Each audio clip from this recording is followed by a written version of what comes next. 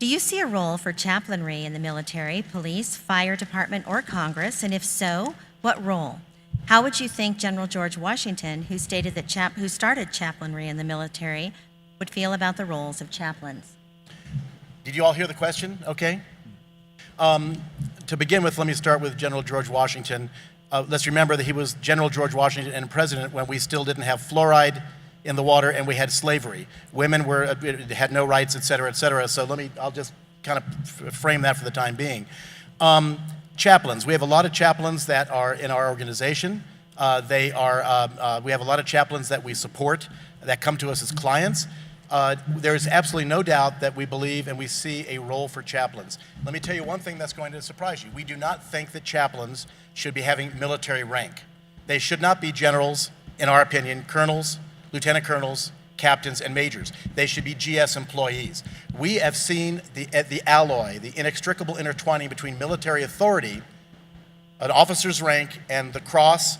We have not seen it happen with anything else. I mean, 99.99% of the time, we are fighting fundamentalist Christians. By that definition, as opposed to evangelical Christians, those who feel that they can follow the Great Commission without reference to the United States Supreme Court. It's construing federal and state case law, and in the case of the Pentagon, or as we often call it, the Pentecostal-gon, the directives, instructions, and regulations that control there. So our concern about chaplains is that we understand and see that there's absolutely a role there, but they oftentimes, about 84% of the chaplains here right now are evangelicals, about a third are what we call fundamentalists, is that they often see the chaplaincy as a mission field. Now, I know that Theresa is married to a former chaplain, Army chaplain, but you do not have the right to basically say, although we won't proselytize, we reserve our right to evangelize the unchurched. We took that on back in 2004. No, you don't.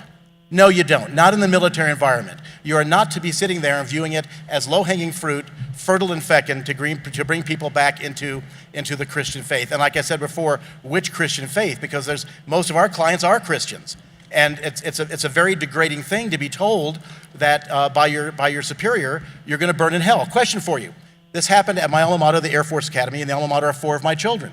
First day of the semester, a captain comes out, a graduate of the academy, and he says, listen, all of you, welcome. This is a science course. Welcome to Umpty Fritz 101 or 201. My name is Captain Smith. I'm married to the beautiful Barbara. We have 3 wonderful children. We're devout Christians, and if you're not Christians already, I hope that by the end of the semester, you will be. I ask you, by a show of hands, how many people think that that's okay? This is their instructor. He controls their lives. He's a military officer. I hope if you're not already, you'll be a Christian by the end of the semester. Does anybody out there think that that's a problem? Thank you. Okay. I'm done.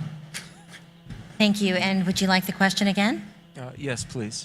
All right. Do you see a role for chaplainry in the military, police, fire department, or Congress? And if so, what role? How would you think General George Washington, who started the chaplainry in the military, would feel about the roles of chaplains?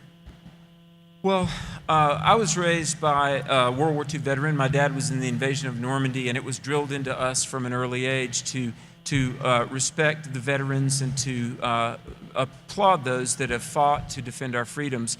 And when we were going through some of my dad's personal effects when he passed away about 10 years ago, we found a serviceman's New Testament from when he joined the Navy. And there's a letter in there from FDR that says, dear enlistee, if you're reading this, you're no doubt in the service of our country.